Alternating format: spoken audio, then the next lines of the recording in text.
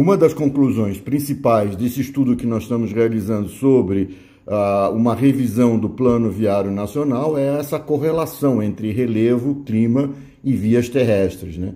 Nesse caso, nós estamos mostrando a BR-153 e a combinação da BR-010 com a BR-050. Nós podemos ver que a BR-010 e a 050 seguem uma linha de continuidade.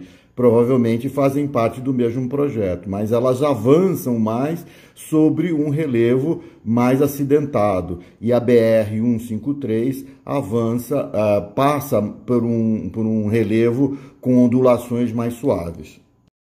Como na figura mostra, né, a combinação da BR-010 e a 050 já se aproxima desse limite do cone de chuva que periodicamente incide sobre o Brasil desde o norte até a região do Trópico de Capricórnio, que é a região sudeste do estado de São Paulo, né? O que é interessante notar nessa figura é que a combinação da BR-010 e a 050 aponta para a cidade de Limeira, né? E aonde ela se encontra com a BR-364, que faz a linha divisória desse cone. Um lado a BR-364, do outro lado a BR-010. E a BR-153 aponta para Ourinhos, já nos limites do rio Paranapanema. E Limeira aponta para a depressão periférica do estado de São Paulo. Então, nós estamos mostrando aqui que existe, de fato, uma correlação entre relevo, clima e projetos de transporte terrestre no Brasil. A figura mostra, né, que esses limites das estradas que seguem a orientação norte e sul terminam mais ou menos nessa altura do estado de São Paulo, no Trópico de Capricórnio, porque a partir dessa parte em direção ao sul já começa a haver influências dos ventos frios da Antártida, né? Nessa região, então, a partir do Trópico de Capricórnio, São Paulo, Paraná, em direção ao Rio Grande do Sul, começa a haver uma mudança climática que altera as condições do relevo, né? Então, as condições mais favoráveis para as estradas norte e sul que cortam além do Trópico de Capricórnio estão definidas nesses limites, digamos, Ourinhos para a BR-153 e Limeira para a combinação da BR-010 e a 050, né? A leste, né, existem estradas, né, que seguem a orientação norte e sul, mas nessa região você vai encontrar um relevo muito acidentado, né? A oeste, que é a região amazônica, nós vamos ter mais facilidade de encontrar estradas que seguem o sentido norte e sul com declividade mais suave. Então, a partir da 153, nós temos a 163 e a 174. Então, essa figura confirma, né, que a BR-153 e a 1010 e a 050 passam, né, nos limites das bacias hidrográficas, como nós já vimos apresentando em vídeos anteriores. Quando chega em São Paulo, que é o limite da zona tropical do Brasil definido pelo Trópico de Capricórnio, há uma mudança, né, climática que altera as condições do relevo e da orientação dos rios. Você pode observar que o rio Paraná, né, muda esse sentido de orientação que era norte e sul, seguindo a orientação do Xingu, do Araguaia e do Tocantins, para seguir uma orientação transversal, né? O que é interessante notar nessa figura, né, é o papel que as estradas como a BR-364, a BR-365, a 070, a 080 e a 060 servem como elemento de circulação, né, binária e transversa-reversa, que servem como alternativa, né, para a circulação do tráfego nessa região.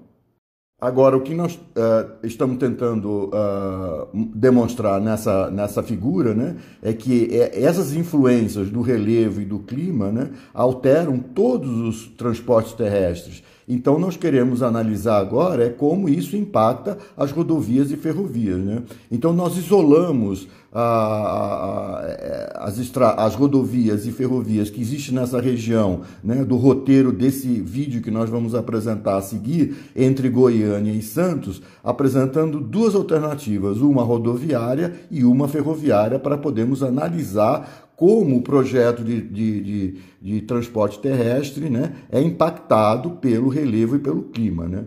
À sua esquerda, né, embaixo, você pode ver o perfil, tanto na parte de cima da ferrovia, como na parte de baixo da rodovia. E você pode observar que o perfil é mais ou menos semelhante, né? O que é interessante notar nessa figura é que a trajetória, tanto da rodovia quanto da ferrovia, são parecidos, né? Demonstrando que eles seguem esse mesmo princípio, né, da orientação dos rios e da divisão das bacias hidrográficas. Mas o que chama a atenção são essas diferenças, né? Por que existem essas diferenças entre, por exemplo, Goiânia e Uberlândia e Ribeirão Preto e Campinas? Nos outros segmentos, elas seguem mais ou menos o mesmo perfil.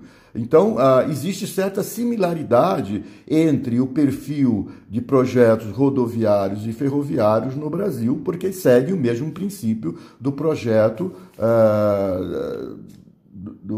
das estradas federais brasileiras, né? Para analisar essas diferenças, nós começamos a partir de Goiânia, mostrando o projeto da BR-153 e o projeto da ferrovia da Centro-Atlântica, que parte de Goiânia e vai ao Porto de Santos, né? O que chama atenção nessa comparação dessas duas modais de transporte, né, é que a rodovia ela tem uma trajetória mais ou menos retilínea, né, enquanto que a ferrovia tem uma trajetória mais oscilatória, né. Isso se explica porque elas têm uma lógica, né, de entendimento do relevo completamente diferente. Então, aqui não é exatamente que a ferrovia é parte de um projeto antigo. Não, não é essa a questão. A questão é que ela tem um entendimento do relevo, né, que definiu esse projeto. Qual é esse entendimento? O fato da rodovia ser retilínea esconde um efeito ondulatório, né, no relevo. Por quê? Porque ela tolera declividades maiores. Então ela é mais retilínea, mas ela é mais ondulada, criando esse efeito chamado tobogã. Já a ferrovia, ela não tolera altas declividades, mas então ela segue uma sinuosidade, acompanhando, quando é possível, a curva de nível dos rios, no caso aqui de Goiânia, do rio Meia Ponte, e quando isso não é possível, ela vai acompanhando as curvas da linha de nível do terreno, procurando, né, desviar de obstáculo. E isso provoca esse efeito, né, oscilatório, né, que nós estamos chamando aqui de meandros, né, ela como se fosse um rio correndo numa planície, né, de baixa declividade, criando meandros. Figura a partir de Goiânia, nós tentamos mostrar esse efeito ondulatório ou tobogã que caracteriza a maior parte das estradas brasileiras, né? Que ela passou a ser uma alternativa ao projeto ferroviário, porque ela tolera declividades maiores, né? E com isso ela cria maiores possibilidades de rotas, inclusive com um custo por quilômetro construído mais barato. Mas você pode ver o efeito ondulatório que isso se causa, porque as rodovias não toleram curvas, né? Porque ela torna a rodovia muito perigosa. Já nessa figura, nós mostramos o efeito, né, meandro, oscilatório, digamos assim, onde as ferrovias não toleram grande declividade, mas toleram curvas. Então, ela vai seguindo a linha da curva de nível, acompanhando muitas vezes a curva do rio. Nessa parte azul é o rio Meia Ponte, em Goiânia, e a parte verde é a ferrovia. Então, você vê que ela faz meandros, ela faz curvas que aparentemente não são muito aceitáveis, né? Porque você Poderia se perguntar por que ela faz essas curvas. Ela faz essas curvas porque foi um esforço muito grande do Brasil, numa época que não havia rodovia, de construir ferrovias em larga escala, a um custo mais barato possível.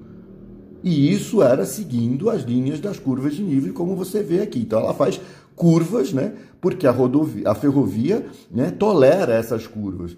E, como consequência, ela tinha bitola estreita de 1 metro para poder a composição inserir melhor nessa trajetória cheia de curvas fechadas.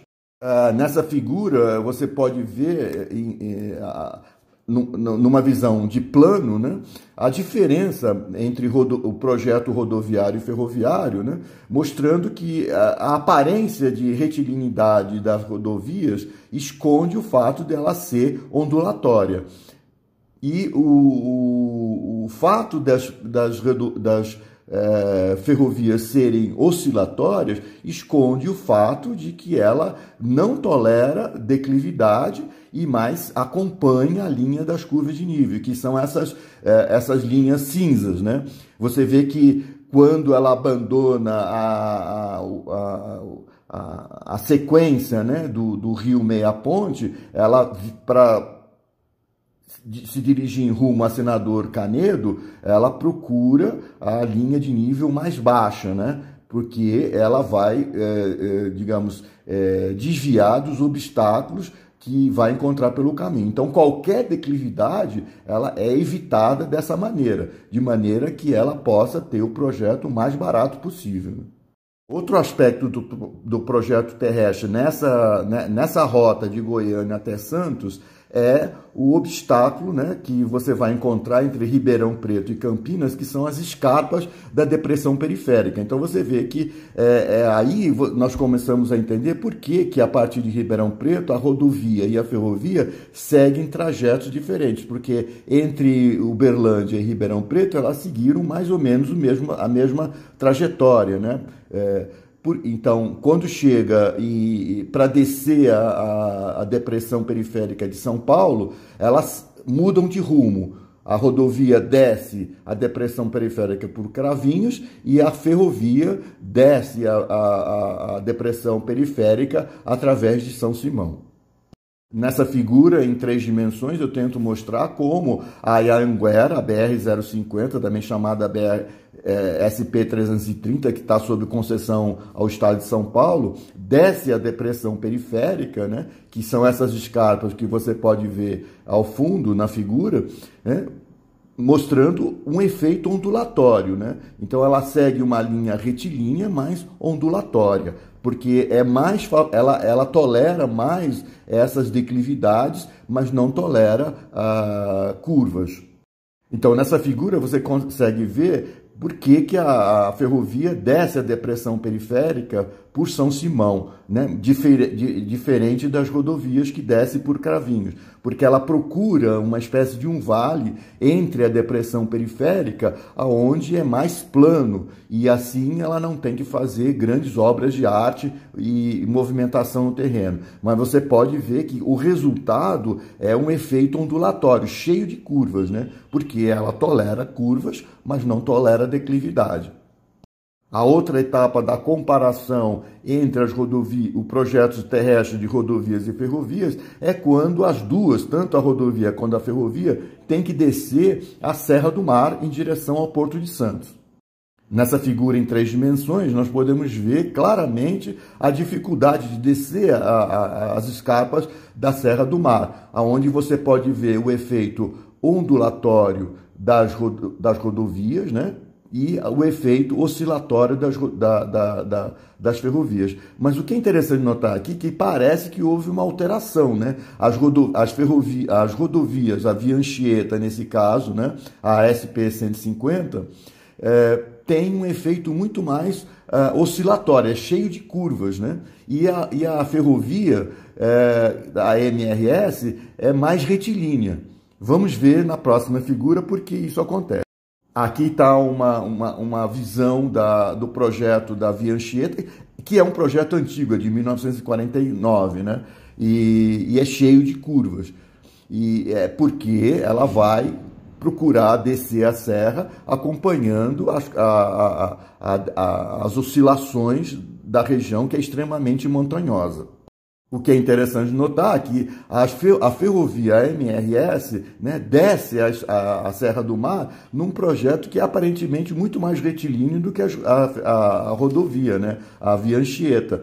Mas isso se explica porque, na verdade, isso não é bem uma ferrovia, né? Porque uma ferrovia, em condições normais, não tolera uma declividade desse tamanho. Então, ela é um sistema ferroviário que nós chamamos cremalheira, que é um mecanismo que engata no eixo do vagão e das composições e puxa, através de um mecanismo, o comboio ferroviário para cima ou para baixo. Aqui nós podemos ver bem, né, a diferença entre o projeto rodoviário e o projeto ferroviário. Lembrando que, nesse caso, nesse trecho, o projeto ferroviário é um sistema, né, cremalheira, enquanto que o projeto rodoviário, que na verdade é um projeto antigo, existe o projeto mais moderno da via Imigrantes, que tem uma quantidade muito maior de obras de arte, né? Mas serve para ver como o relevo e o clima interferem e definem as condições de projeto do transporte terrestre no Brasil. Agora, para além do projeto terrestre, né, nós desenvolvemos ao longo desses 5 anos, através da revisão do Plano Viário Nacional, que é entendimento de como a infraestrutura terrestre é definida, né, um modelo de transporte que analisa as condições de mercado. Isso foi feito a partir do levantamento de dados de todo o comércio exterior do Brasil entre 1999 e 2015. São 16 períodos, porque esses dados vão carregar as rotas terrestres e vai começar a fazer uma análise de mercado, não apenas entre o transporte rodoviário e ferroviário, mas todas as outras alternativas de transporte, já que esse carregamento, esses dados, né, referem-se às exportações por todos os modais. Então, os dados iniciais, eu levantei 435 mil rotas a partir de 3.376 municípios em todo o Brasil, para 136 portos de saída. Na figura que eu estou mostrando aqui, é para analisar o roteiro entre Goiânia e Santos. Então, nós reduzimos isso à questão apenas de Goiânia, né? Porque a partir de Goiânia, entre 1999 e 2015, nós tivemos 1.196 rotas de transporte. E ainda para reduzir mais a questão, nós analisamos apenas os 4 portos de saída: o Porto de Santos, o aeroporto de Guarulhos, de Viracopos e de Goiânia, a partir de 535 rotas desde Goiânia. Então, essa figura mostra todas as rotas, como o modelo demonstra todas as rotas de transporte a partir de Goiânia. Então, todas as rotas a partir de Goiânia, com o carregamento a partir dos dados da Alice Web, que é do Ministério da Indústria e Comércio, né, de todo o comércio exterior do Brasil, importação e exportação, que saíram desde Goiânia por 65 portos de destino comum. Então, esse carregamento de 1.194 rotas desde Goiânia, né, tem superposições, né, que permitem que o modelo defina os pontos críticos, né, nessas rotas. Nessa figura, o modelo analisa as 536 rotas a partir de Goiânia, considerando apenas os 4 portos de saída: Santos, Guarulhos, Viracopos e Goiânia. E da mesma forma, ele mostra os pontos críticos, né, de carregamento, né? Porque então aí há uma combinação de dados de carregamento, de valor e tonelagem da carga, através de todas as alternativas de rotas de transportes para esses 4 portos. O que nós podemos concluir a partir desse modelo, que analisa a competitividade entre modais de transporte, é que não existe muita diferença entre o projeto rodoviário e ferroviário no que se refere ao seu projeto de infraestrutura, né?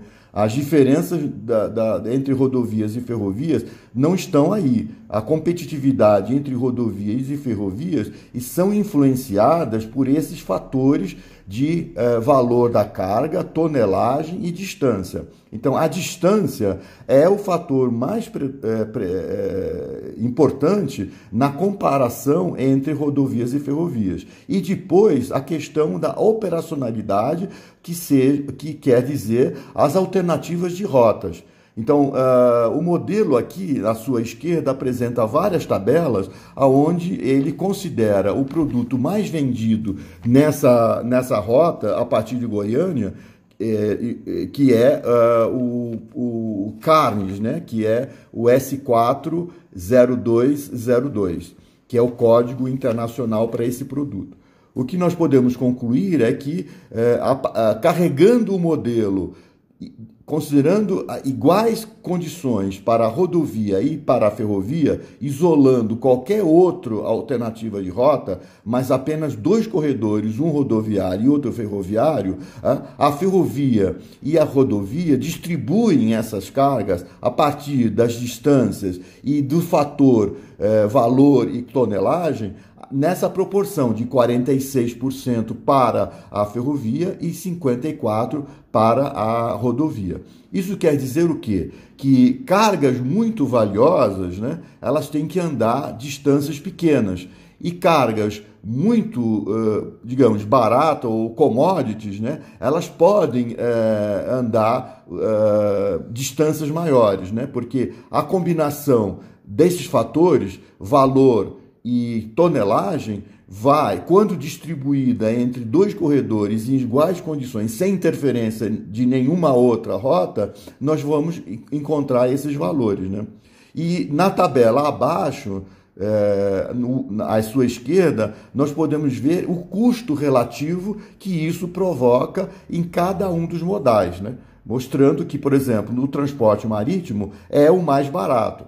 É o mais barato porque é nele onde você vai encontrar as maiores distâncias para exportação desse produto.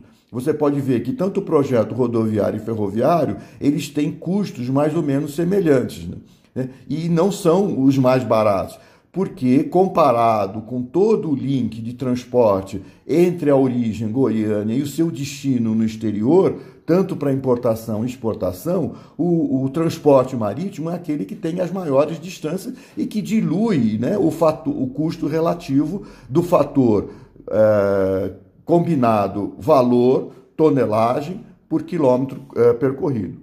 Essa figura mostra a densidade da malha ferroviária nessa rota, né, de Goiânia até Santos, no estado de São Paulo, que é a principal malha ferroviária do Brasil. O que isso quer dizer? Que a ferrovia tem, quando compete em corredor, em iguais condições com a rodovia, ela é competitiva. Então, ela tem uma distribuição de carga mais ou menos semelhante, né?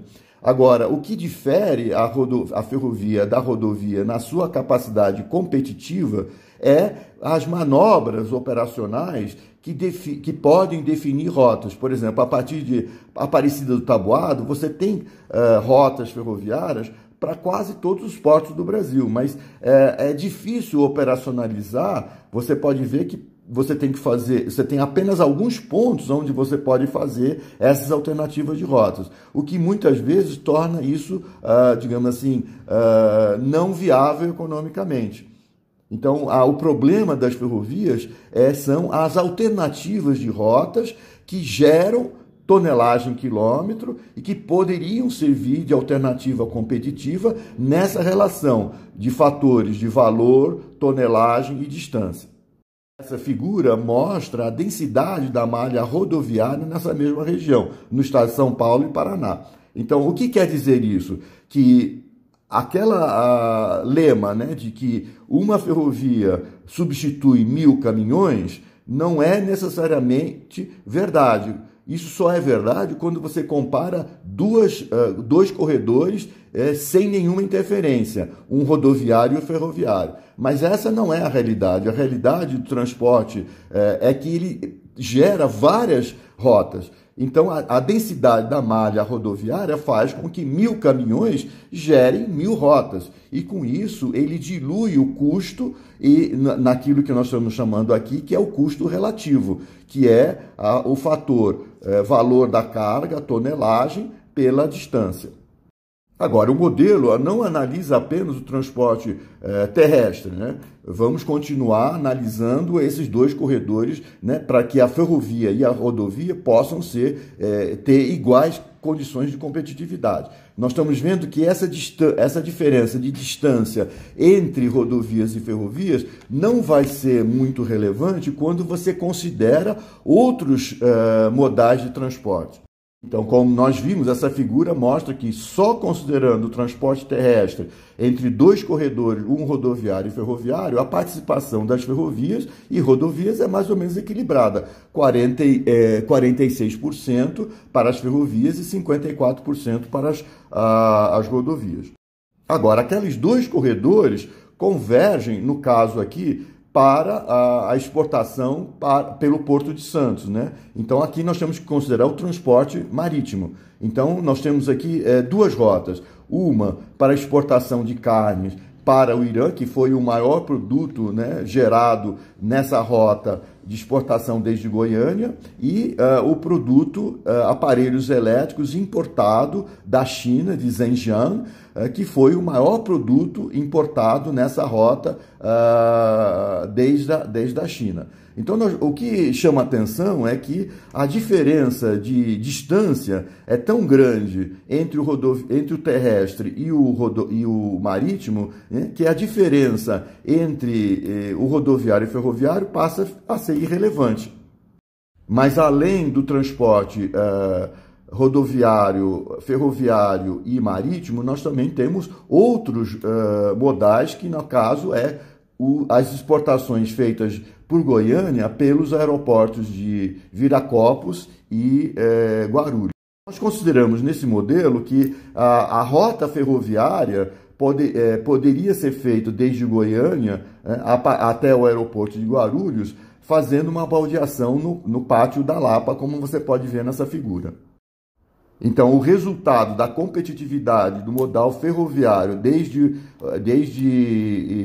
Goiânia até o aeroporto de Guarulhos, né, fazendo baldeação na Lapa, encontra essas duas rotas dos produtos mais exportados e importados pelo aeroporto de Guarulhos, que foram para o aeroporto de Miami e de Toronto. Então, de novo, as distâncias aéreas também são tão grandes que a diferença entre as distâncias rodoviárias passam a ser irrelevantes. A figura tenta demonstrar como a carga, né, é alocada nessas rotas de transporte a partir dos diferentes modais. Então, na tabela à sua esquerda, você pode ver como o custo relativo, que é a diferença, que é a razão entre o valor dividido pela tonelagem quilômetro, né, se distribui entre os diferentes modais, mostrando, por exemplo, que o modal marítimo é, digamos, o mais competitivo. Mas isso, não esconde, né, o fato de que existem outras maneiras de você carregar essas rotas para definir exatamente como o custo relativo vai afetar a sua escolha do modal que você vai escolher para atingir o seu cliente, quer seja em Toronto ou em Miami. A outra alternativa modal desde Goiânia é por via ferroviária ou rodoviária, fazendo baldeação na estação ferroviária central de Campinas e até o aeroporto de Viracopos, como mostra essa figura. Então, de novo, a partir de Miami, você tem uma distribuição de carga por rodovias ou ferrovias em condições muito parecidas, né, que atinge os seus clientes, digamos, em Miami. Essa figura mostra as rotas aéreas a partir de Viracopos, tanto para exportação quanto para importação desses principais produtos, couro e exportado e máquinas para processamento de dados.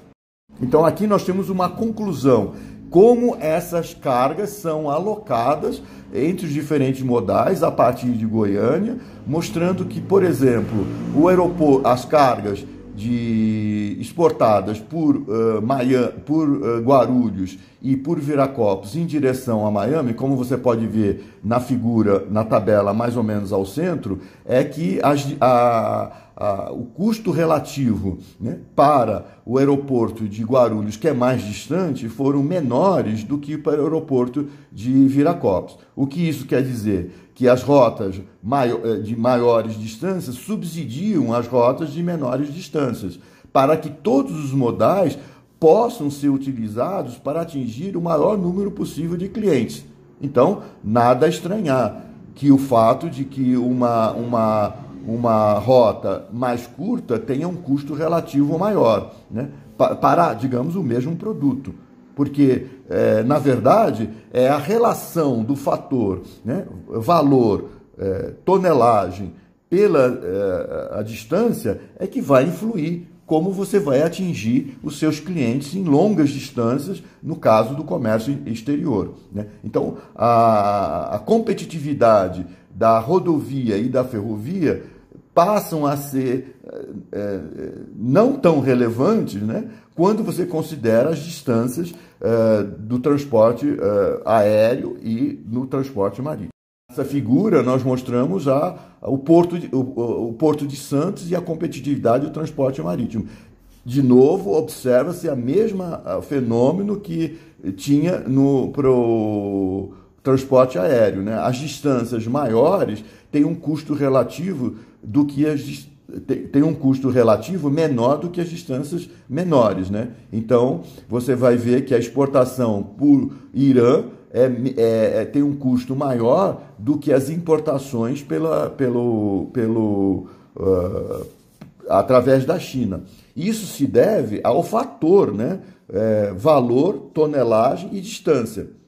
Porque é justamente isso que define a competitividade dos modais e como você define, digamos assim, os produtos que você vai pôr no container, tanto aéreo quanto marítimo. Então, o modelo, através dessas regras que nós estamos mostrando aqui, o modelo define como preencher um container que vai ser exportado tanto pelo marítimo quanto pelo aéreo. A conclusão do modelo final que nós estamos apresentando é esse, né? Uma abordagem local, através dos municípios, para uma visão global de como, a partir dos municípios, você atinge o mercado internacional. Então, aqui são todas as rotas, né, dos principais produtos de exportação via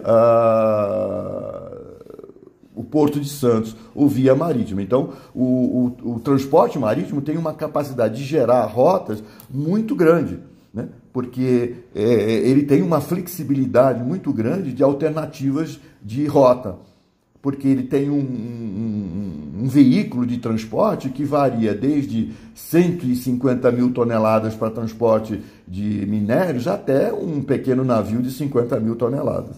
Realmente aqui todas as rotas aéreas a partir de Goiânia, mostrando que a flexibilidade do transporte aéreo talvez seja a maior de todos os modais, porque ele tem uma flexibilidade muito grande de alternativas de rotas. Alternativas de rotas significa distâncias que você pode alocar produtos através do fator valor e tonelagem, de maneira a atingir o maior número possível de clientes, né? Então, embora o transporte aéreo tenha uma limitação de carga nos seus veículos, ele tem uma capacidade de atingir